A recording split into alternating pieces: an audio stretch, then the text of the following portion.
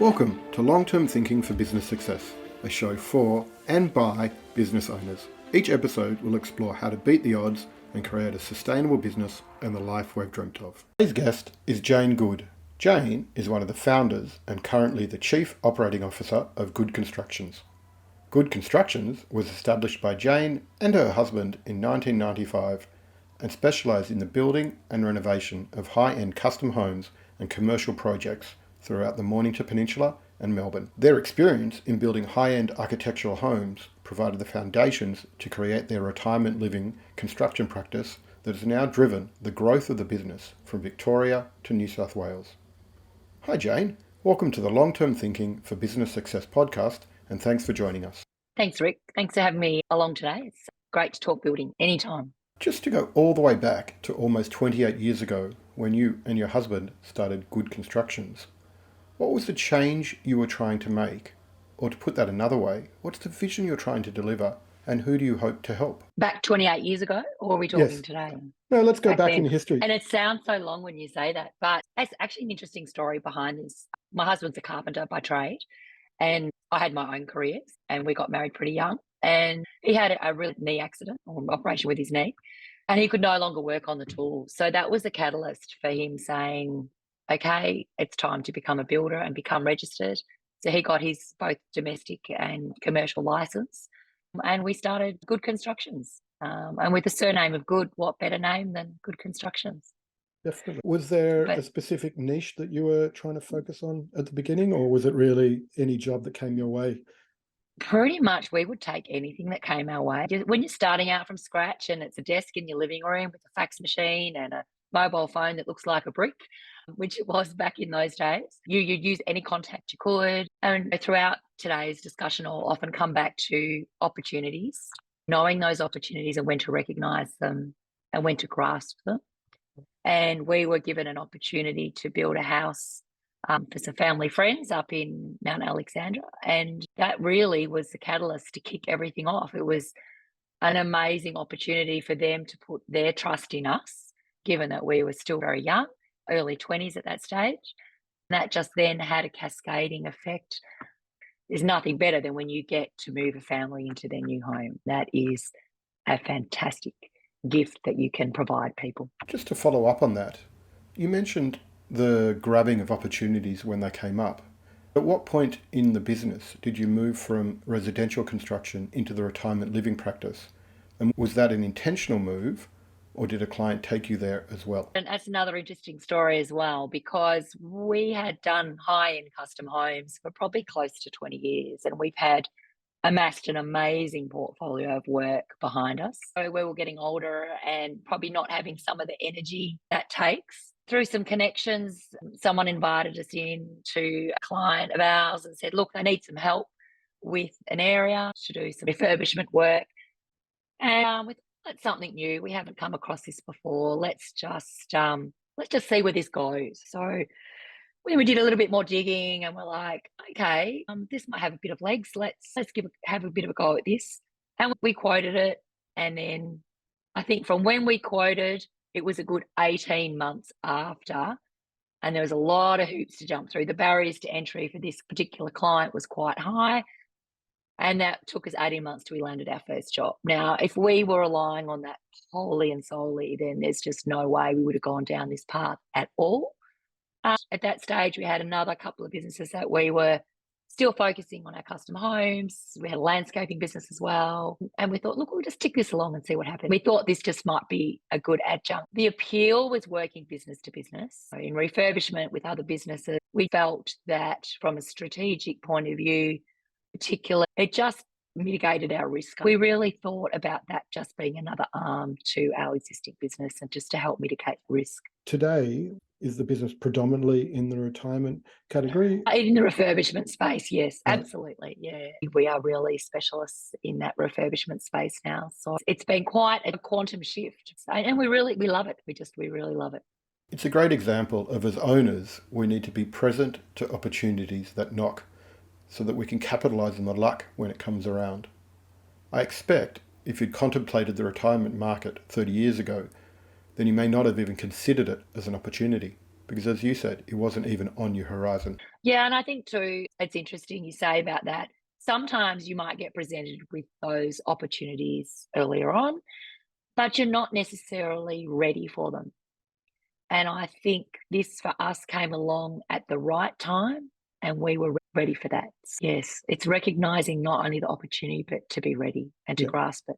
You mentioned that your husband shifted from being on the tools to running the business. Again, going back to the very beginning of the business, what was your role and when did you start full time in the business? My role was like a lot of husband and wife businesses, family businesses when they start out, was pretty much just doing the books after hours. And I had my own career in automotive, which was great because I could support that with my wage, which was great. So I didn't come on till probably about 8, 9 years later. We had flipped houses a few times. I'd gone and studied interior design whilst had my career as well, which was also quite creative because I was in sales and marketing. And then I got to the point where I wanted to have a family, and I decided that it was time to have a change and see if my husband and I could work together. So I left that and came on board. And I think day one, I said to him, "So what's our budget?" And he said, "What's a budget?" And I'm like, "Oh God, we've got so far to go." There you go. The joys of a family run small business. I know. Yeah, we had a bit of a laugh, and I said, "Look, we'll give it 3 months. And if this is not working out for the two of us, I'll go off and do something else and we'll leave it." It's 20 years later and he still hasn't sacked me yet. So I figure we must be doing something right. And do you have a budget yet? Oh, very much. And I can control that, as you probably come as no surprise. Congratulations. I'd like to come back to your role in a little bit more detail. Before I do that, just one last question in terms of the life of the firm. Thinking back over the last 28 years, what are you most proud of and why? That's really interesting. You know what? I think I'm really proud of the team that we've built. Our business is nothing without people. And whilst we've built some amazing things, what we've created is a really great culture, and that's what I'm really proud of. We've got some staff that have been with us 20 years, many staff that have been with us more than 5. I think in the industry that we're in, that's something to be really proud of. Congratulations.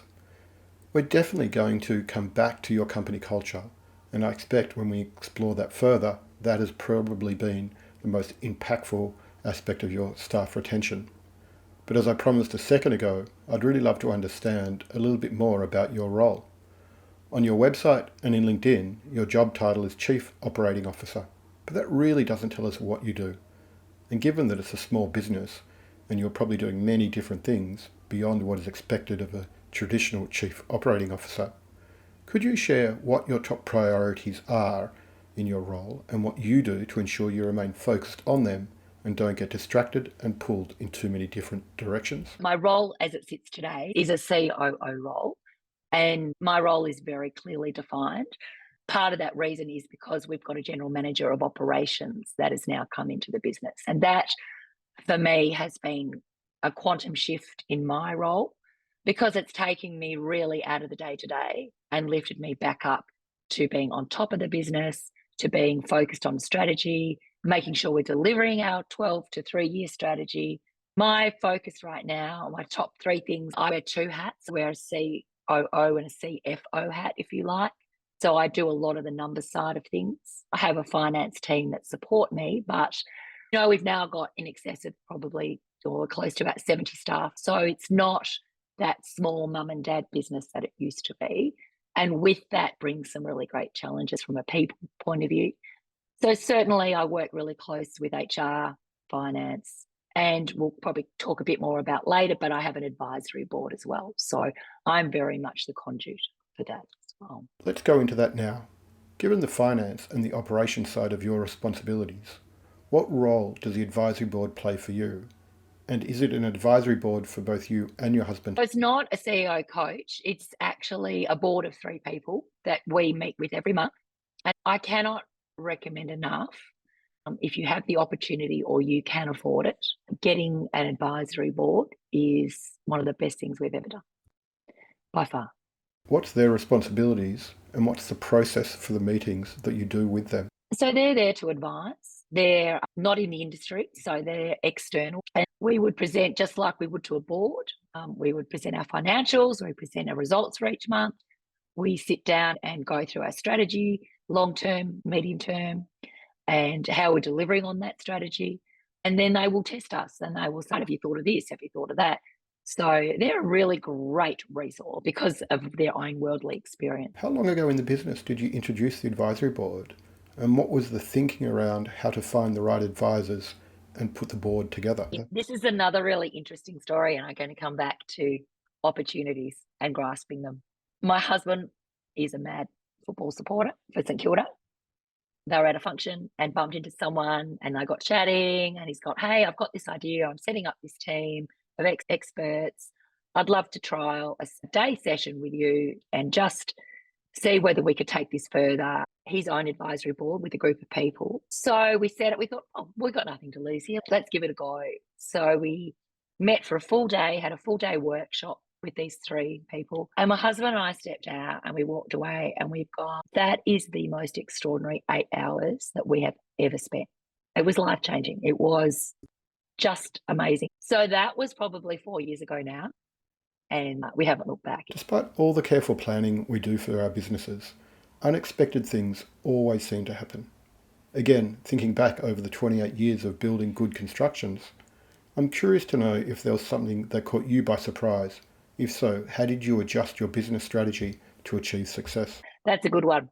Oh, there's a couple that stand out. I will never forget on the plane to Europe when the GFC hit. So when we left, we had $3 million worth of businesses in the bag.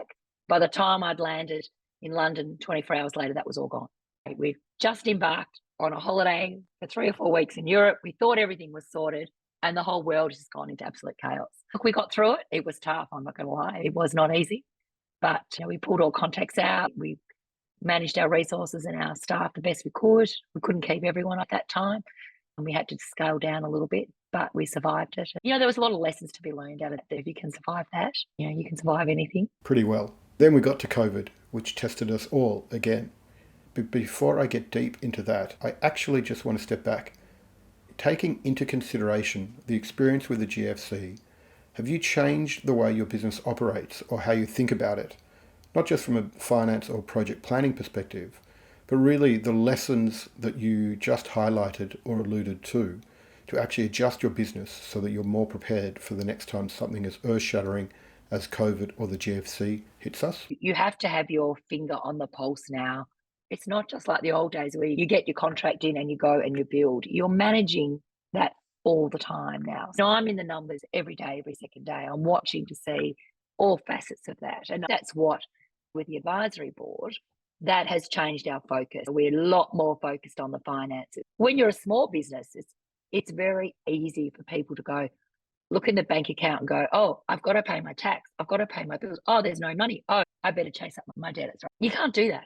Not the size we're at. And you're paying wages every week. You have to make sure you're on top of your accounts receivable and you're paying everybody appropriately. I see that so often with subcontractors and they go, because they're working by day, by night they're doing your invoice or someone's doing the paperwork. And it's a really hard juggle for them. I think that's the most important thing. You have to make sure the money's in the bank. Even at large businesses, cash is still king, but definitely in small to medium-sized businesses. And yes, the smaller you go, the more cash operated you run.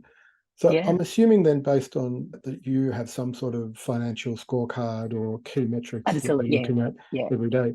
Again, not to ask specifics on the numbers, but really interested, what are the numbers in terms of the metrics that you're looking at every day or every week to either keep a track of the health of the business if they're it's lag interesting. indicators?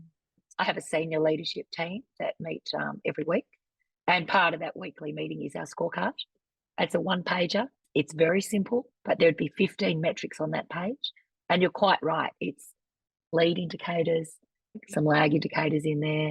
You're looking at your pipeline. You're looking at jobs in, jobs out, current jobs by region, and looking obviously at your AP and your AR as well. So as a percentage, we track that as well. And we have targets. I know every week what I want to hit. And I know because that's my budget for my year tells me. I break it down to elephant-sized pieces, mouth-bite pieces, break an elephant down to bite-sized pieces, as they say. But that weekly scorecard, you can't wait for a month. You have to go in weekly and monitor that weekly. We do the same thing we have a weekly management meeting and we have a scorecard and key metrics across the board. Our goal is try to have one, maybe two key metrics for every person who sits in that leadership meeting, so that people are very clear on what their metric is. Is yours the same approach, or is it broadly these are the businesses across the metrics across the business that you track? It is. We've still got a bit of work to do in terms of that and building some of those metrics further down the tree, but certainly the senior leadership team. And on top of that too, we certainly work in 90-day sprints as well. You have our targets that we really want to achieve, each of us, and that are our non-negotiables for those 90 days. And we really try and hit those things and keep the focus in those areas as well. You're not running EOS or anything like that, are you, by any chance? Well, funny you should say that. We are running EOS. We're just rolling that out right now. So, and we are very much in the embryonic stages of it. So we've really kept it in at the senior leadership team at the moment.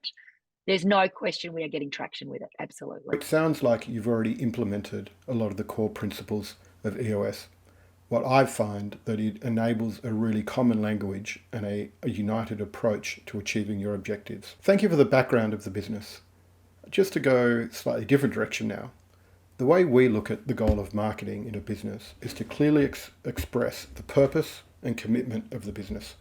Firstly, it's important to communicate this message to the team, then to clients, and finally to potentially new clients. We refer to this as marketing on the inside and marketing on the outside.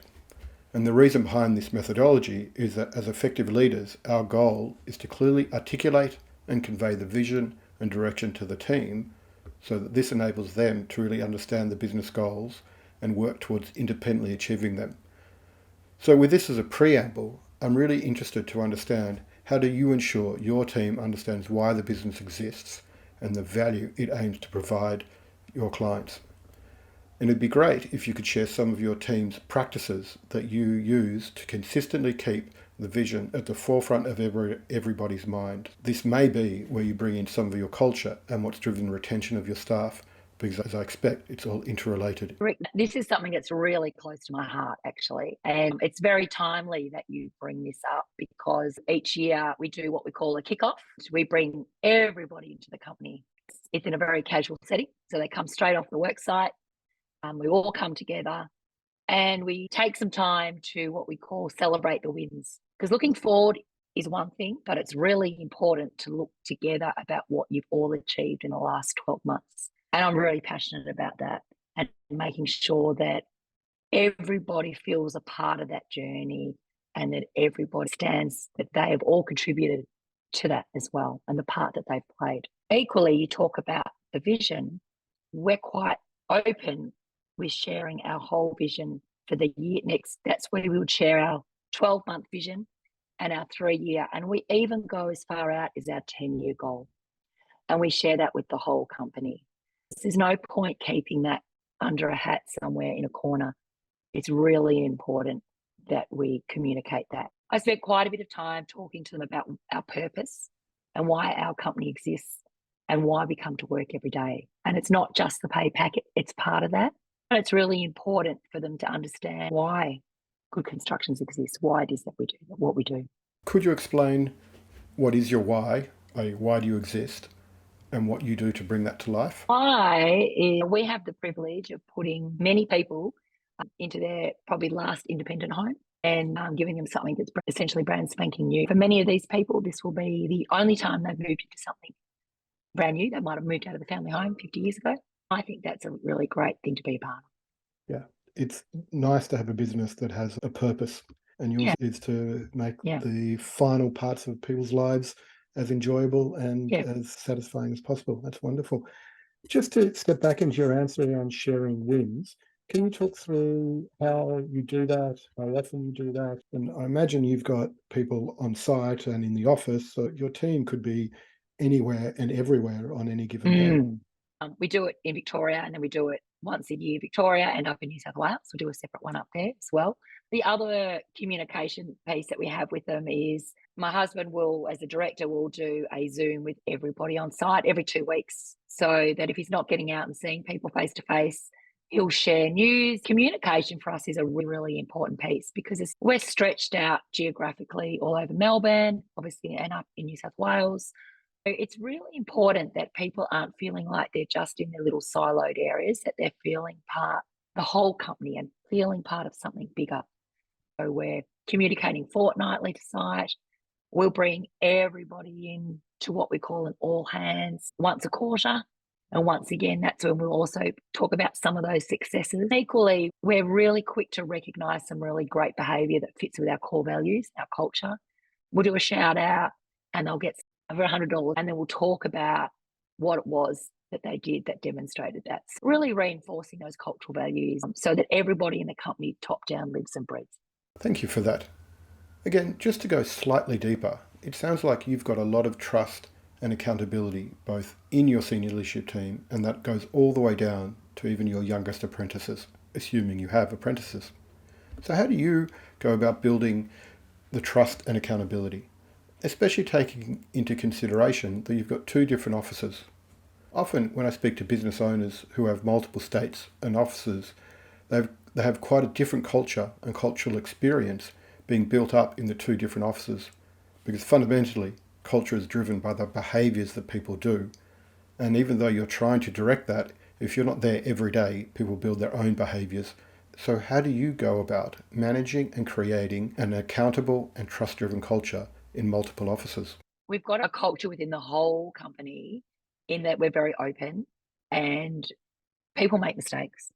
It's how you work through together to resolve those mistakes too. I think everyone's very open, and that's where that trust piece, they feel safe coming to work. They feel safe if they've got a problem. They've got someone they could talk to. We've done a lot of work in terms of the mental health space. We have an EAP. All of these things, I think, evoke trust. People have got different personalities, of course, and we have a really culturally diverse workforce, which is fantastic. But if people aren't happy in their teams or whatever, they've got avenues in which they can talk about that. And we encourage people to talk openly about that instead of just walking with their feet or hiding that. And I think that's really important. Yeah, I agree. I talk a lot about difficult conversations and dancing with the tension of having a difficult conversation. But the more we step into that and the more we confront the fear around it, the easier they are, and then the more effective they are. And I'm also continually surprised at how much the story we tell ourselves that this conversation is going to be really hard, but actually when you have them, they're always much easier once the issues are aired and we can discuss them as adults.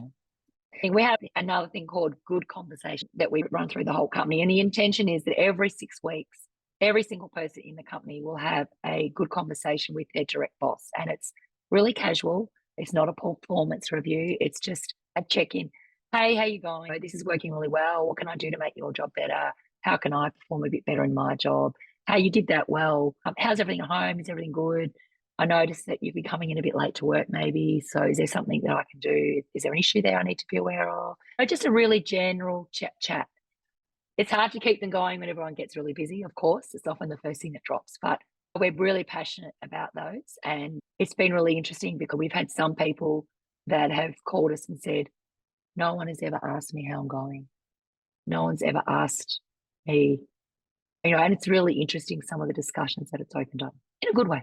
Yeah, that's fantastic. I'm not sure if you have started in your EOS journey, but in the people analyzer part of the answer is, do you have the capability to do your job? Do you have the capacity to do your job? And do you want to do your job? That's and just right, by framing it in those 3 questions, it facilitates so much better honesty and understanding. And then you can deal with anything that comes out of that from a performance perspective. But I agree, it's not about having a performance review. It's about having a framework to facilitate a good discussion, a good conversation. Yeah, because the reason a lot of people leave is often because they're not happy with their inline manager. Now, these conversations can happen with someone else. It doesn't have to be the inline manager. If you can stop something happening before it gets to that point, well, you're so much better off every time. It's always the little things that somebody's got a niggling issue with that just niggles away and they don't do anything about it, and then suddenly it grows. And as you mentioned earlier, these little things become mountains or elephants, and then they're too late to deal with, where earlier on it's much, much easier. As you mentioned a few times now, the business started in Victoria and now has offices in both Victoria and New South Wales. How long ago did you decide to open the second office? And if you opened a third office, what would you do differently to the way you opened your New South Wales office? Yeah, that's a good question, because we're actually going through that at the moment. We were really fortunate. We'd always planned to take this interstate. We had the opportunity to bid with one of our clients on the tender, and they needed some assistance in New South Wales. So we thought, oh, we'll give it a go, see how that goes. Sure enough, we picked up the tender. We're like, oh God, now we've got to make this happen. We got the tender in November, our builder's license before Christmas, and then we mobilised some staff from Melbourne. We're on site by March with our first job. So that was quite an extraordinary process, but we were really lucky. And this comes back to that culture piece you asked me about earlier. We were really lucky that one of the staff members that we had here, who was quite senior, was really keen to move up to New South Wales with his family and saw it as a great opportunity. He'd been with us close to 20 years. So he had the culture embedded and could take that and impart that in setting up the operation up there. It's worked really well. There's no question the challenging part and what we would do differently. We're certainly looking now. We're not quite sure whether it will be another region in New South Wales or whether it will be South Australia perhaps next. But we are looking at some other states. And we're weighing up whether we go without a client taking us or whether we wait for a client, the same situation where a client needs the help, and then we'll go to support them. So it's a big move setting up in a different state if you haven't got the work. An expensive move. Yeah. I think we'll probably do the same again. We'll probably choose that quite carefully. I'd love to understand if there's been an external event or a decision you made in the past that really changed the trajectory of the business. So, for example, in my business, the impact of COVID-19 led us to completely change our business model and move from being very traditional marketing agency to a model where we now embed fractional marketing managers into our clients' businesses to develop and run their marketing. So it's really completely changed the business. So I'm wondering, and you've already talked about a couple, the GFC and the opportunity to move interstate, but I was wondering, are there any other similar inflection points in your business that really changed the trajectory of the business? COVID was definitely one. How could you not go through that and not have some impact on your business? For us, it was an amazing time. When I look back and reflect, when you're in it, you just go, oh my God, what next kind of thing. It was just changing so rapidly and so quickly. And there was a complete unknown. You just did not know what was ahead of you. We were thankful that we were essential services. We were thankful that we could still keep the construction side business going. But we had a landscaping business. We couldn't dig a hole in someone's backyard. We were really lucky there that we could pivot. We were constantly pivoting. And I think that ability to pivot and think quickly, that's the first time we've really had to do that. And that was a completely different mindset, to have that agility and to be able to pivot quickly. At the end of the day, we are responsible, I feel, for everybody's mortgage. That's not something we share lightly. Our game was always that everybody would be able to pay home through COVID and that they would be able to get by. And I'm really pleased that we could do that through there. But we put landscapers some weeks in on construction sites. We put construction people over on landscaping when we couldn't do that side of it. And we just kept pivoting. The other part of that was it gave us time to reflect. And that's when we really nutted out and really did a lot of work on our vision and our core values as well. It gave us some thinking, some headspace that was really crucial. It's not an unusual response that people said that I had time to actually stop and think because we weren't so focused on the day-to-day. To follow on from that, so you mentioned the ability to be more agile in your business and test and learn through different things. With that experience through COVID, have you managed to continue leverage some of the capabilities you built around identifying and testing opportunities? Definitely. We've still kept that agility. Absolutely. I think that has been a positive that's come out of that. Definitely. But the other thing that came out of it too was it meant, because we ended up with a bit of a labour shortage when we came out of it, we decided to move away from the landscaping side and really focus in on the construction side, because it couldn't be everything to everybody. We were spreading ourselves too thin. It gave us time to perhaps focus a bit more and still maintain that agility, which is great. And that means you can take the best of new opportunities when they arise. For example, moving up into New South Wales. It's often stated that creating systems and processes is a key reason why business has been able to be successful over time. Again, thinking about your business and the operational side of it, Could you tell us about a system or process that has had a significant impact on your success? What is the process and what's the impact that it's created? And one of our biggest growing pains was growing so quickly, hiring new staff and not having the process to support the staff. There was a few things that fell over a little bit because we just did not have enough process in place, particularly when you're onboarding new staff and a lot of new staff. It's crucial. It's absolutely important. And we're really trying to bed down more of that right now. And it's making sure that everybody's doing the same thing. Not everyone's working independently, that they're all following the same good process, if you like. And that's been the advantage of having a general manager come on board. And that has been their primary focus. What is your onboarding process and how do you manage it? We're in a really fortunate position that we have an HR manager. Not all businesses have that luxury, and we have quite a strict process and usually 2 or 3 days of orientation that go with that, and touching all parts of the business and understanding the core values and why we do what we do. What's your favourite part of the onboarding process? What's your engagement when new staff join? Well, it's interesting because I used to be really down in the interviewing side of it, and now often I don't get to meet them until they've actually started, which is quite a paradigm shift. I do like to sit down with them for about 15, 20 minutes. I will give them about the how, the why, and also a little bit of the history about how Good Constructions came to be as well. Because I think sometimes it's really nice to understand a little bit about how the company that you're joining and what drives that. Definitely. It's the heritage, especially in a business that's 28 years old.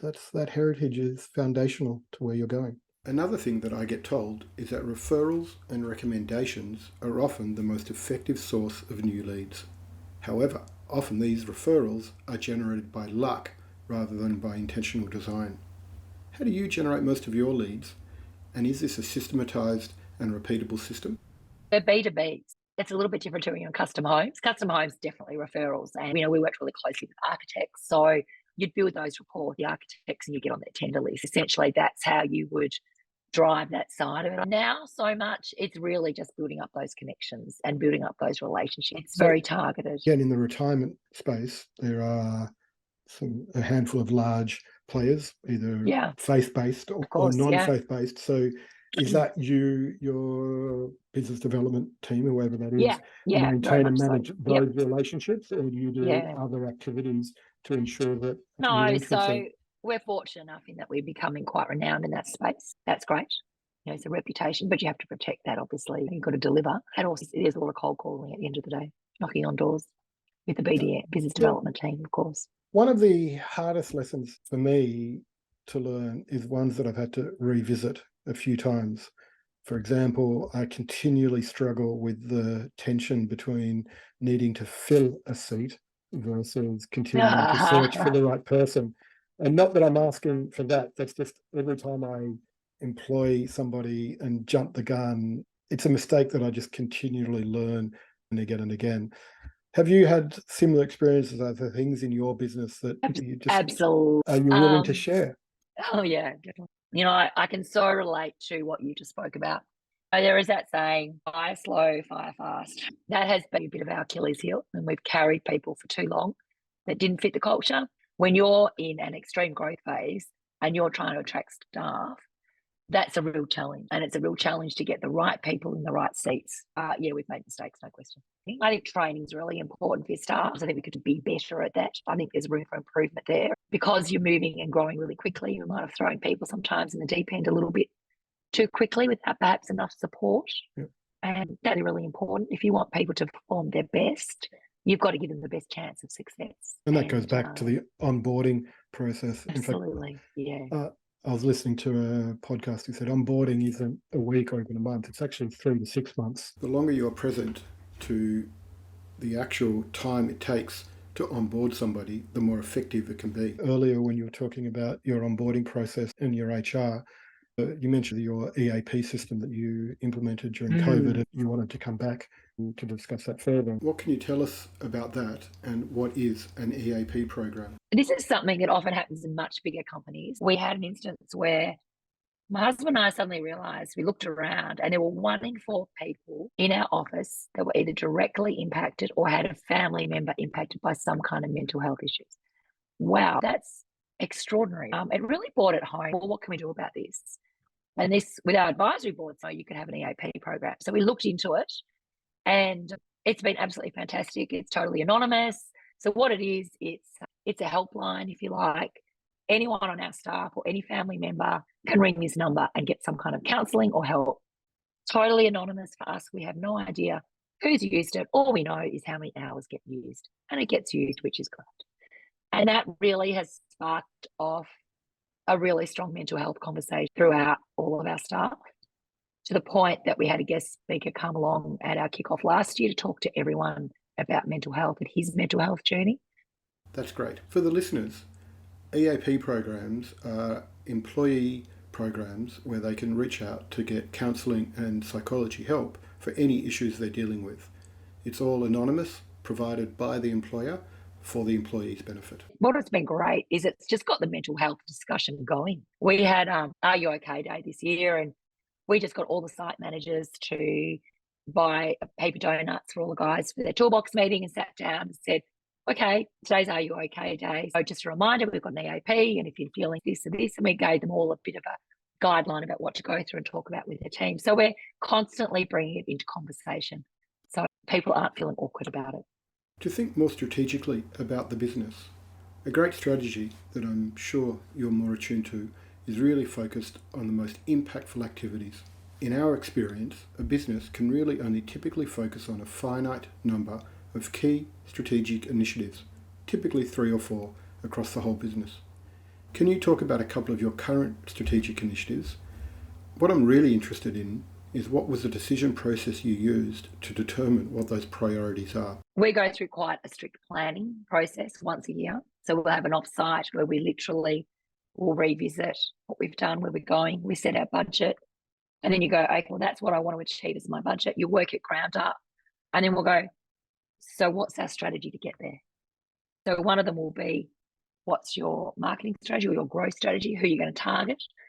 And the next part of that will be, what support do I need to support that strategy? What are the enablers, if you like? So for us right now, going through growth, we've just had to realign our whole IT system.